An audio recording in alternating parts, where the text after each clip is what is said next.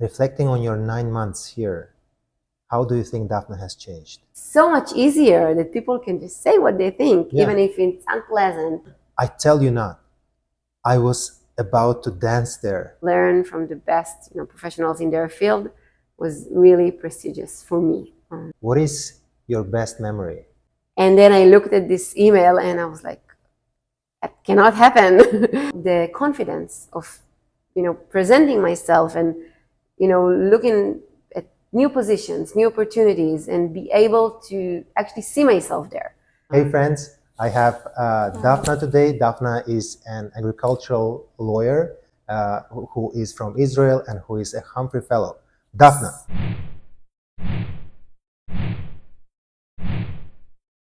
Thank you again for finding time. Please tell me about yourself briefly, where you're from, what you do, and what is your field. So right now I'm at UC Davis, California, going towards the end of our fellowship, one-year program, Humphrey program, which you probably talked about, but we'll talk later Right. and expand about it. I'm from Israel, and back home I work as a legal advisor in the Ministry of Agriculture and World Development, where I'm fortunate to work with people who try to bring better food, better sustainability for the entire population of Israel and the neighboring countries. I work on fisheries and aquaculture, plant protection and foreign trade and international cooperation. And this is why I wanted to be a part of this Humphrey Fellowship in order to know more, to learn more, specifically about agriculture. And UC Davis is the place to be if you're interested in that. And also how to be a better manager, a better leader, a better public servant. So that's why I'm here. And Good. Yeah, I think you explained about how you found out about Humphrey Fellowship, but just to remind, first of all, how did you find out about the fellowship? And secondly, was the application difficult? Was it challenging? The process itself? so it's been such a long time. As you know, it takes a year since the moment you file. I'll answer the first question last. So the application process takes almost a year. You apply for the Fulbright representative in your country. In my country, it was the Fulbright Israel? Association. Mm-hmm. And you go through a really long process of telling your story and why you want to be a Humphrey Fellow and what your plans for this year and what you intend to accomplish. So put aside the English test and just telling your story, writing all these articles about why should they choose you. From Israel, there's usually one fellow per year, and there's a range of fields. So this year it was agricultural, there was architectural last year's, and public administration. So the process was very interesting, very empowering. I'm sure you can relate to that. Obviously, we all want to be accepted, but even the process itself was a really empowering process where you get to ask yourself, after a decade of working, of pursuing your career, you get to stop and just ask yourself, what am I about to do next, and why am I here, and where am I going? So this was a really hard, Sisyphic in many ways, but also a process where you get to win in the end this wonderful, prestigious scholarship. And I found out about it. There's a lot of publication from the Fulbright Association. Mm-hmm.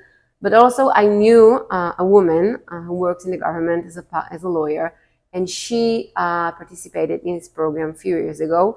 And so, during one of our meetings about professional stuff, I asked her about it. And she told me both the professional improvement and empowerment that you receive, and also about the cultural experience, multicultural, the people you get to meet, the friends you acquire, and for a lifetime. So she had a really good experience, and she persuaded me to apply for it.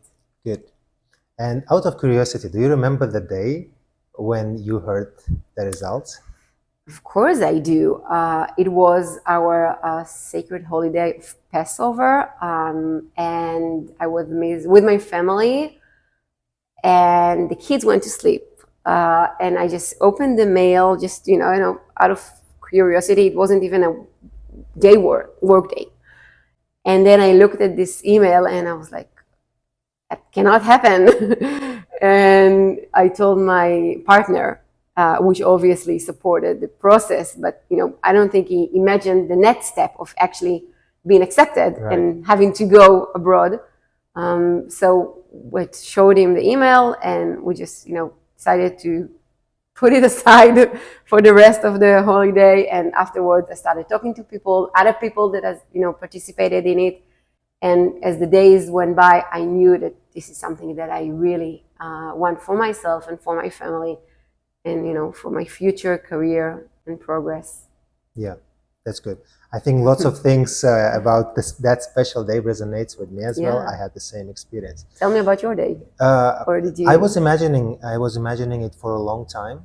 I was imagining, the visualization process. So I knew I would be scrolling my email, and I even drew myself sitting on the chair. Wow. And then doing that. I'm scrolling my email, and I'm like, something went by, congratulations. Oh. And I'm like, wait.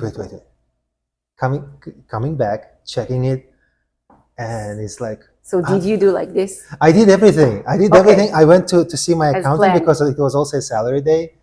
And I tell you not, I was about to dance there. And she was like, why are you so happy? And I'm like, I cannot share my news yet because I'm not sure whether this is a scam or this is something, But yeah, that was a very special day. It is an exciting moment where you understand that you've worked so hard and you accomplished something. You don't know specifically what is it, but it's something that you really wanted. Yeah. And from then, there's Yes, Daphna. And in the email, it says a very prestigious Humphrey Fellowship. What do you think makes this program prestigious? Well, first of all, the numbers speaks for themselves because there's around 150 fellows from all over the country. Usually it's one per country, as our countries where we come from. There's only one representative per year, and the process, which we mentioned earlier, is a really long process where you really have to shine and show what are you going to do with this gift, and what's next for you after this fellowship year. And it is prestigious because during this year, you receive so much, from our host campus here, our wonderful coordinators, the opportunities that are open for you and the ability to choose whatever you want during this year, whether courses and conferences and meeting with the, highest ranked people in your field.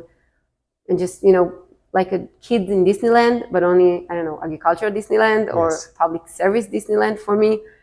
So being able to learn from the best, professionals in their field was really prestigious for me.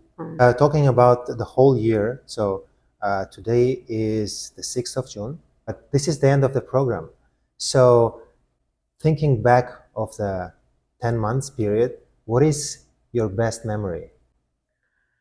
Wow, that's a hard question because there have been so many moments which were like peaks, and there was like categories. There's this cultural, family, sightseeing, which is not less important than the professional side because we immersed ourselves in this community and we build, connections and relationships. So there's a lot of peak moments on this aspect, whether it's the Halloween that we were invited to a local family, or being a part of my community, which is the East Jewish community, the Israeli community, especially in this difficult, year that our country is experiencing. And I think the professional side, I think joining the APEC convention in November in San Francisco was a really eye-opening experience to hear those lectures talking about, the most pressing issues of this time. Being among these professionals who came from all over the world just to meet together and discuss the economy, the nature that surrounds us was climate change.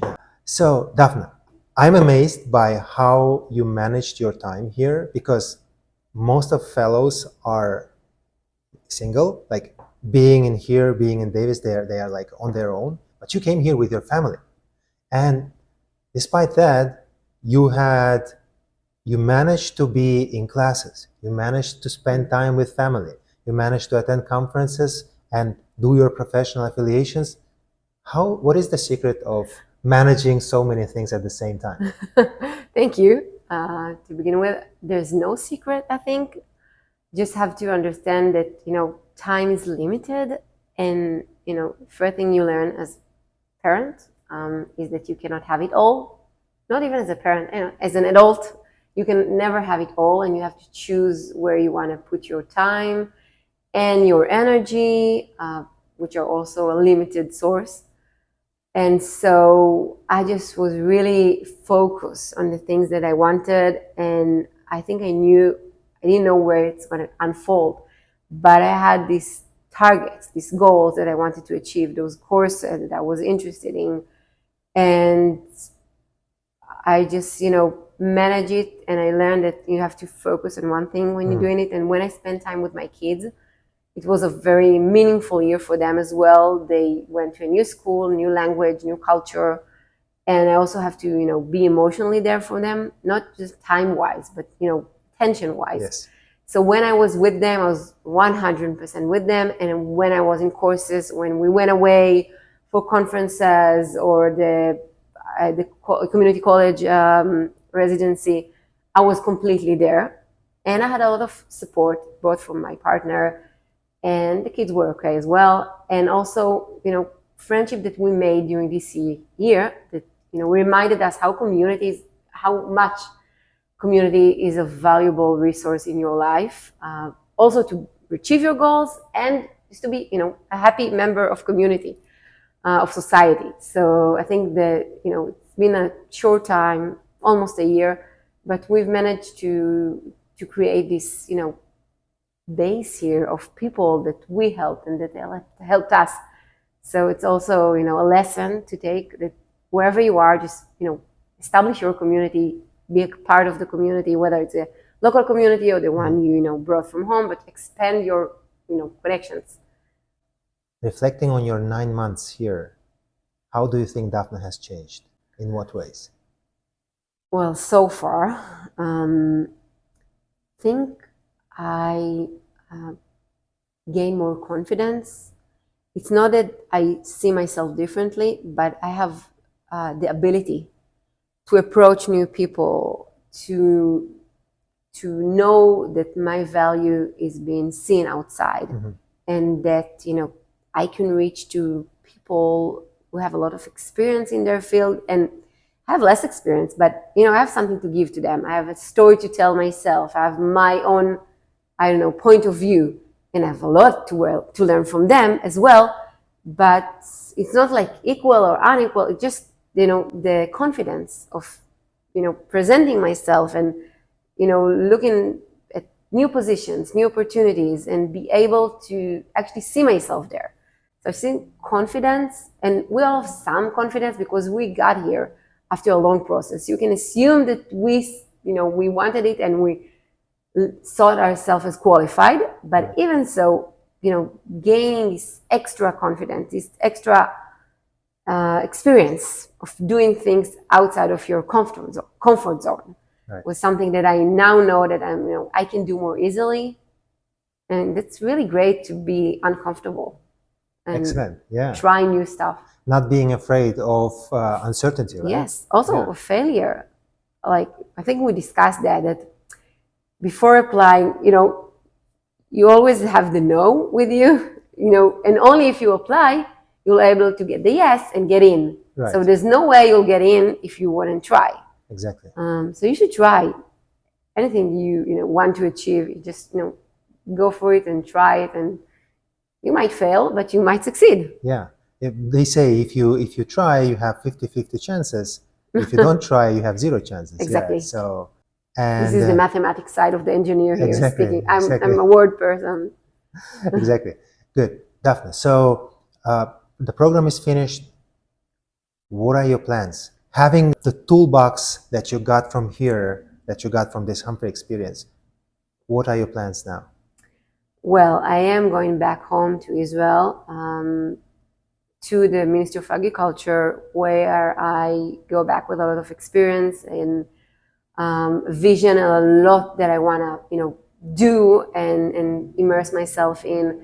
I see myself in the future, in the near future, in the long-term future, taking positions, key roles where I can have the influence on, the public in my country, where I can contribute. And I'm really looking forward to new opportunities, to, sharing what I learned this year and being a better manager, a better leader. And I wish you all the best, Daphna. I know you are expecting for some good news. So you came here with your family, and we told that the coming with family is challenging.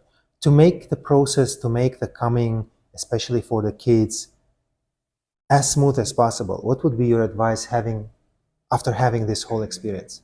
Well, besides the bureaucracy part, which you have to take care of, otherwise they wouldn't be accepted to schools. So there's this list of things you should do. Find where to live and register them to school. One advice I would give to parents who are going through this process is trying to engage with the kids in local activities. It can be the local sport, which we weren't familiar with. We only loved soccer, but then we found football and baseball. So just doing the local stuff that, the community you now live in is doing and enjoying is a really great way to help the kids, play with other kids.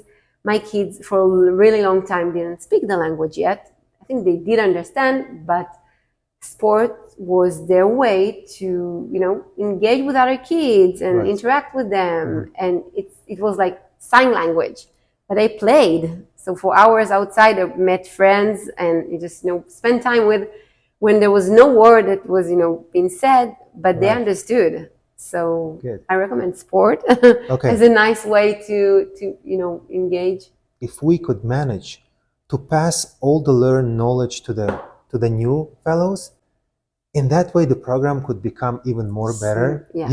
So in that way you don't have to reinvent the wheel and stuff. There's a lot of stuff that reoccur and repeat themselves, and this database that our cohort is preparing for the next one is so helpful, and so it's needed, because as you said, there's most of the stuff are repeating themselves. Exactly. And each fellow finds his own path, its own way, its own interest. But even so, a lot of stuff keep happening, and it's a really nice initiative to help the new cohort. And I think Humphrey Fellow is even better in that sense that you get to have the academic courses, but from a different perspective, because you're now a mid-career, you've done some stuff in your life, and you can combine the academic studies both with the professional progress, improvement. This was a really nice mixture of things that you can choose from. We haven't covered one thing. I still get a lot of questions about professional affiliation. Affiliation is a major part of the Humphrey year. Because you want to combine the academic and the professional progress, which is all the leadership and the management and the communication skills. Building on that, you want to engage and be a part of a local organization. It can be in your field of expertise, and it can be in a different field, and you need to find by yourself, which is also a major part, someone that you want to work with in order to contribute from your knowledge and your experience from your country, and also learn from them how things are done in the US. I had a lot of ideas when I came here. I knew that I want to work for the government, and I knew that I wanted to learn a little bit more about high-tech companies that does agriculture and food tech. I had a lot of, ideas and aspirations, and I, met with people and asked questions. And one of the people that impresses me most was a woman that runs the SCI branch. David SCI branch. And she came to give us a lecture. Her name is Lara, and she's amazing. Hi, Lara. And she managed the water team and the SCI, which, they can speak for themselves, and they have a website. You can expand more about what their mission is. but it was an NGO that combines science and real, data with the policy. Mm-hmm. And I found it fascinating learning from her what an NGO does and how they use science and real, quantified, qualified tools in order to create a better policy was really something that I really wanted to learn more about. Mm-hmm. And I've spent 2 months out of my year working with her team about how to do research, how to make the data more understandable for policymakers, for the public, and it was a really interesting and eye-opening experience for me. What did you find strange in the US culture, in the US life?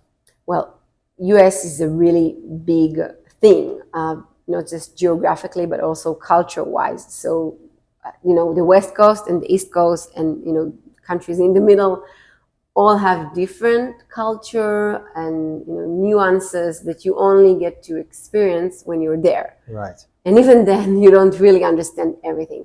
So I can talk about things that I've experienced here, and it wouldn't apply for the rest of the US, I guess. And I think in the US, maybe in California, for example, where we spend most of our time, people are very not as direct as I'm used to. Right. And this is something that I can appreciate because there's a lot of, pleasant, interactions when you're not being that direct. But also I kind of miss that, being the direct and sincere and saying what you think. Right. It's so much easier that people can just say what they think, even if it's unpleasant, as long as they don't, say it in order to hurt other people and they do it in a respectful way. I kind of miss this, directness that I'm used to. So this home. Was a little bit different to you. It was tricky because sometimes people say stuff and you think they meant something, but they were, meaning something completely different. But you're just, wrapping it in a really nice, polite. I think I can agree with you on that because in the same way, I was like, oh, if they're polite, like, so for example, I received replies to my email saying, oh, thank you, great idea, blah, blah, blah. So nice to get, receive those emails. Exactly. But then I'm like, okay, maybe it's a kind decline. But then when I meet the person and I'm like, and he's like, oh, I remembered, why didn't you remind me? And I said, well, I thought you are. So just being polite. Exactly. So I agree with you. So it can be really tricky. So you have to really learn how to, manage this, and keep asking in a really polite and nice way and follow up.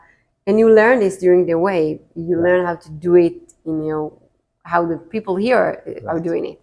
Excellent. Daphna, thank you very much for your time today. I think it was a great thing after so many challenges. I'm so happy that we made it. I hope this time the video will be out, but I wish you all the best. Thank you. You too. And I hope you really can achieve all the targets that you put in front of you. Thank you. Thank you. Yeah.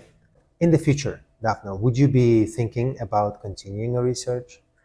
Well, as we discussed, learning is a never-ending process and one that I personally really like. I don't know if pursuing a PhD and having the doctor title, as nice as it sounds, is something that I'm seeing in my near future, but it's always an option.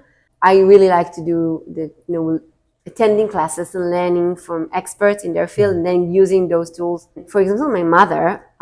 You said that she's a PhD. She's a PhD, which she earned after the age of 50. She had 3 kids, me and my brother. She worked day and night. And at the age of 50, she said, I want to pursue my higher education. Wow. And I remember her waking up every morning at 5 or 4 and, writing her research and once a week going away to do this research activity.